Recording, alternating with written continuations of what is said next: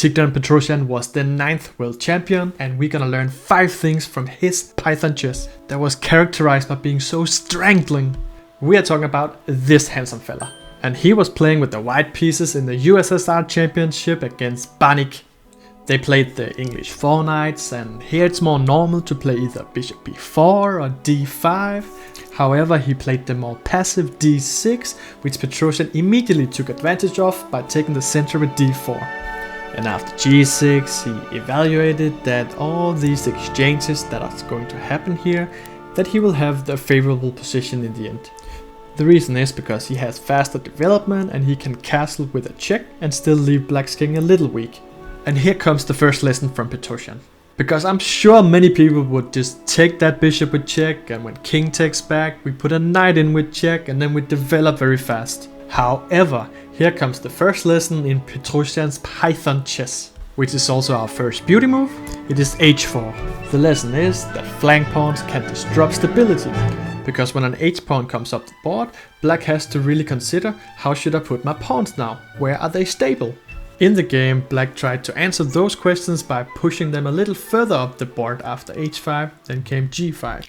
And after knight e4, king c7, we came to our second lesson and our second beauty move, which is bishop h3.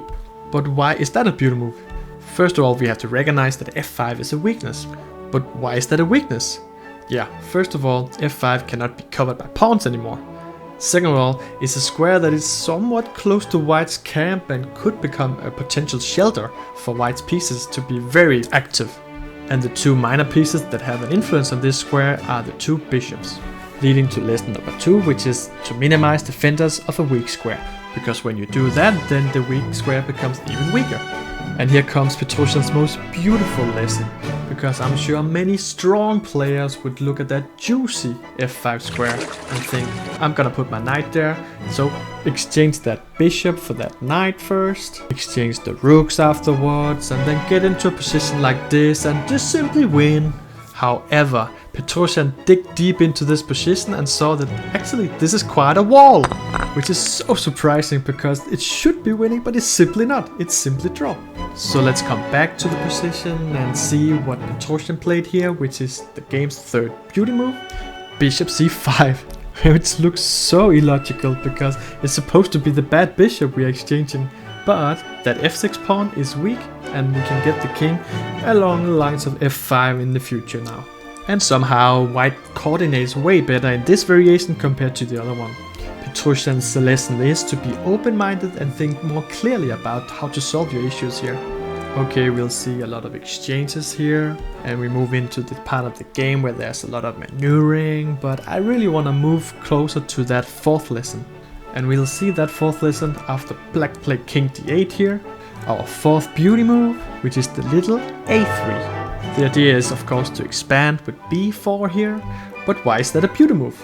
It is because of lesson 4 here, which is to let your opponent answer questions.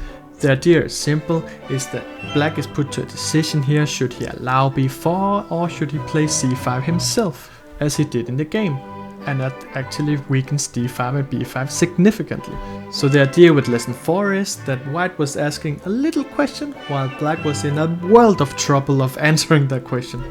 In the game, they were just maneuvering a bit here before the time control, putting their pieces at optimal squares and of course restricting the opponent with the little cute move e3. And they both had to just reach move 40, so they were just playing a bit back and forth. Of course it's Petrosian who is in charge of this position, because he's the one in the driving seat. After they repeated the position a few times, they play a4 and then Black played a actually pretty decent move, knight d8. With the idea of going to f7, which is actually a very nice constellation. Which brings us to our 5th beauty move, which is also our 5th lesson, which is stay resourceful when converting. The move is knight h6, which simply prevents Black's setup, but also has to be calculated because after knight e6, knight g8, we have to see that you cannot just play king f7 here, because then rook d7 check, and then afterwards we play king to d5, and then everything falls apart. So this was the important resource that Petrosian had to find, and now he can coordinate his pieces more smoothly. In the game he found just knight f8, and now White can look at those juicy square on f5 and d5 here. And since they are more available now in this construction, white can now try to exchange the rooks. And black is forced to do so, and then the king can slowly get in after the knight has been jumping around a bit. And seeing that king on d5 really is the crowning on the strategy of the Python chess from Petrosian. So since that white is dominating so much, we can bring the knight back, we can push black's king back.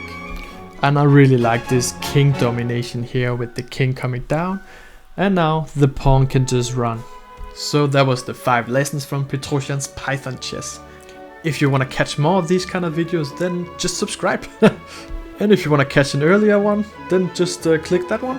And I will just see you in the next one.